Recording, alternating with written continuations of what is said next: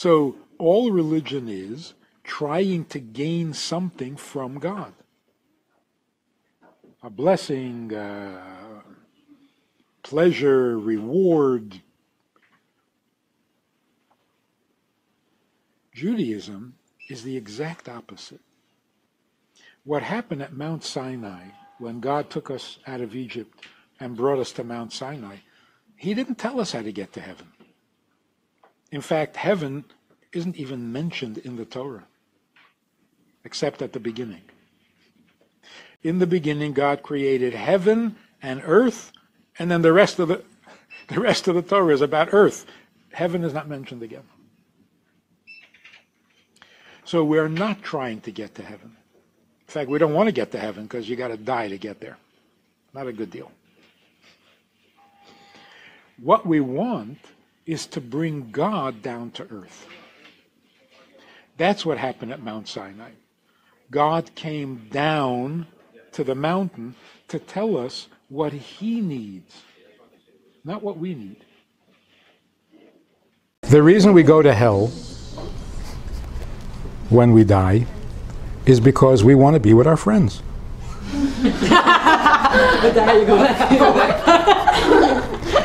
If you go to heaven, who are you going to talk to? That's true. No one in my life is going to heaven.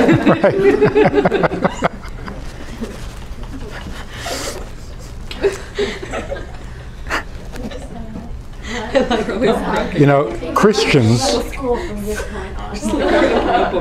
Christians are afraid of hell.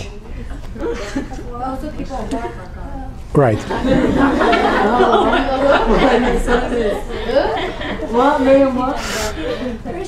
It's a Borough Park thing. Yeah. So first of all, what is Gehenna? What is it? Oh, what it is, you burn like a barbecue. You roast on a fire on the... What are we talking about here? On the neshama? Your neshama goes to hell and burns? How do you burn on the neshama? Your neshama is a flame. That's right. How do you burn it? So what is it like to be in hell?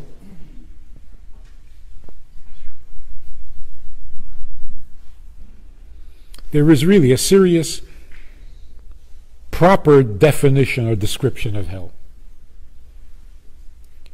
When you come home to your home, and you don't feel comfortable.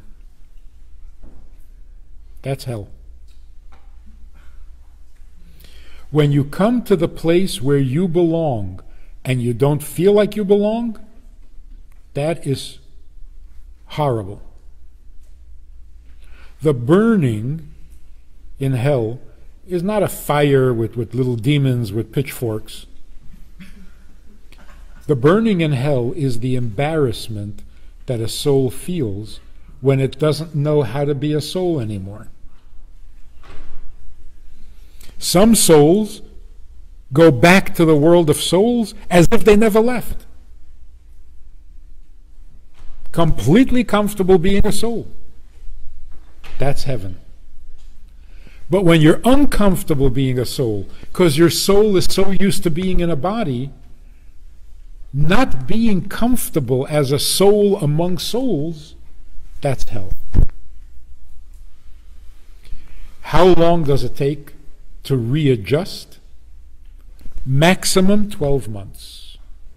After 12 months, you're in heaven. We're being given such a bad impression about God. That's what I said before.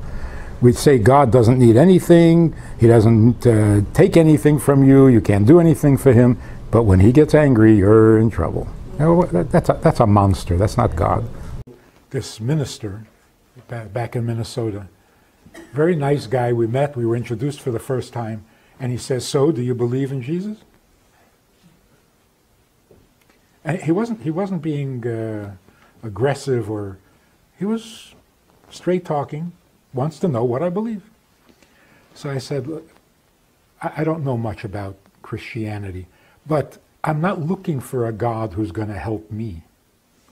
I'm looking for a God that I can do for, not have him do for me. And that's it. There was nothing he could say. He started to cry. And he says, you know, I never thought of that. Are we here to get from God what we need, which he made us need? This doesn't make any sense at all. What is life all about? Fulfilling your needs. Did I ask for these needs? No. But you got to spend your whole life taking care of your needs. And if you don't, you go to hell? I mean, this is mind-boggling. No, God is the needy one, not us. This has two very important virtues. One is God becomes lovable, not distant and cold and invulnerable. And number two, what a relief. I'm not the needy one. That is such a burden off of our conscience. What's wrong with you? When are you going to be? How come you don't? Wait, you should. You better. No. I don't have to anything because I didn't create myself or the world. I'm here because he has a vast eternal need. And if I can do something for him, my existence is justified. Otherwise, I got no problems. So that's the future of psychology. Why are we attracted to the opposite? That, by the way, that is a big mystery in nature. It doesn't make sense. Men should be attracted to men and women should be attracted to women. That makes sense. Huh? What is this attraction to the opposite? What is that, like kind of a dafke? I don't want my own kind. I want dafke what is not the opposite. It's because it's not opposite. It's me. A complete human being is male and female. So a man's attraction to a woman is because he wants to be himself, not he wants something opposite to himself. A woman is attracted to a man because being a woman is not enough. A human being, like the first human being, has to be both. God forbid. God forbid that God should be punishing us for our sins. Because you know, when you don't talk to your children for 3,000 years, they forget some of the things you tell them. We are familiar with God because God needs us more than we need him. And that's why commandments, 10 commandments, that translation has ruined everything. As soon as you say God has commandments, he's no longer friendly. He's not the one who's needy. Now you got to watch your step because you violated a commandment. That's not Jewish thinking.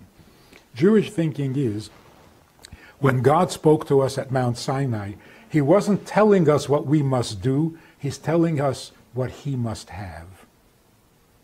The kind of world he needs and the kind of world he envisioned when he created it. So God revealed himself. That's why it's called revelation at Mount Sinai. If we could get this into our thinking, into our educational system, we need God.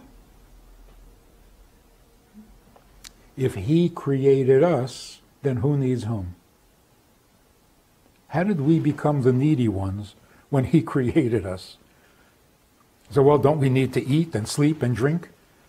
So, well, that's how he created us.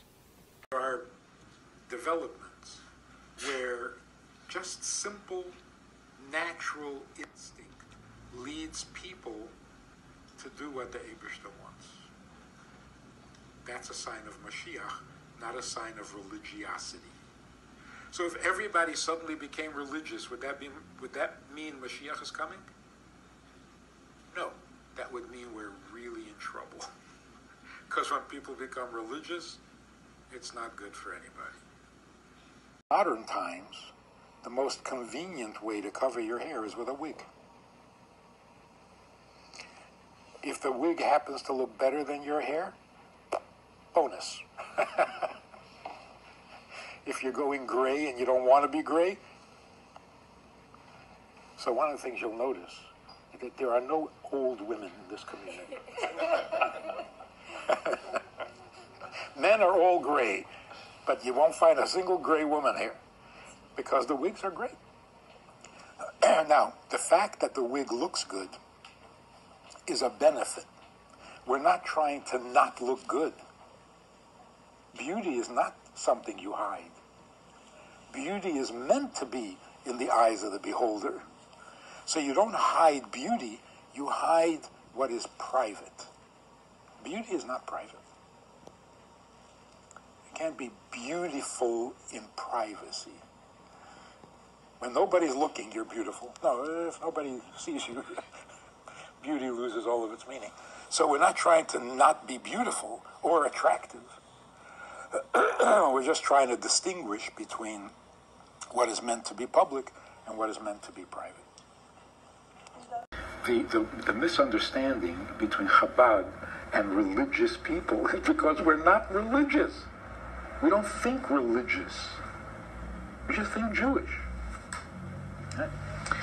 Why is homosexuality an abomination? Where is it?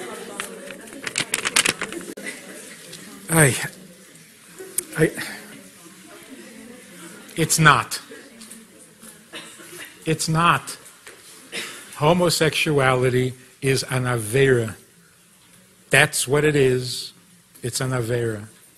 It's an avera like eating on Yom Kippur. It's an avera like adultery. It's an avera like eating chametz on Pesach. That's what it is. Now, unless you believe that eating chametz on Pesach is an abomination, if eating chametz on Pesach is not an abomination, then neither is homosexuality. So why is it made okay? Made okay? Not by us, but, you know. They say, oh, okay, they have emotional issues. Okay, let them be. So here's how it happened. Like, okay. First, the very religious came along and said, it's not just a sin, it's an abomination. Then they figured out, you know what? It's not an abomination. Oh, okay, then do it. You see? If you try to embellish, you end up losing. You don't need to embellish. It's an avera. Why is it a worse avera than anything else? Who said? Who could say that it's a worse avera than anything else? Come on, stop it. An avera is an avera. You have your favorite avera, I have my favorite avera.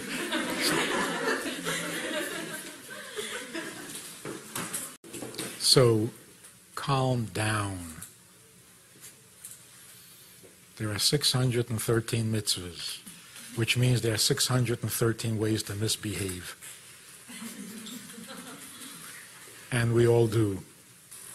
You did that one, I did this one, together we violate all of them. That's why there's 14 million Jews in the world, to make sure that we cover every Avera. So just because you don't do that Avera doesn't mean nobody should. I mean, somebody's got to. First of all, eternal damnation, not possible. There's no purpose. Eternal damnation means you're not getting better. Forever. What's the point? To suffer forever? That's just a cruel, unacceptable. No. So that idea you gotta toss. There's no eternal damnation. Hell is a process that works. So if there's something to salvage from a person then hell will salvage it. Will burn off the negative and bring out the good. If there is no good, well, then you're not welcome in hell. You got to deserve to go to hell too, because there's got to be something worth salvaging. So Hitler, for example, is not in hell. If he was there, everybody else would leave. like there goes the neighborhood. Because what is there to salvage? So even going to hell is a blessing. It means there's hope. You get cleaned up, you're rehabilitated, and you're good. After putting us in gullus for 2,000 years, after giving us a Yetzer Hara, after creating sins, he is going to punish us if we do a sin. That sounds like a monster. That's indecent. That's like blaming the victim. Today, because of how long the gullus has gone on, there isn't a Jew in the world who deserves punishment, no matter what he does. Your mind will tell you that you are dependent on him. If he's God, he has the football. If he doesn't want to play, the game is over. So you're dependent on him. So you have to pray to him, you have to appease him, you have to fawn on him, compliment him, so that he'll be good to you. That's horrible. Unfortunately, Jewish exposure to that kind of thinking over the centuries, we absorb what the environment gives us. And it became part of Jewish thinking, which is very sad. Here's what Jewish thinking should be. We are not needy and dependent on God. God is the one who is needy, and he is dependent on us. That's faith.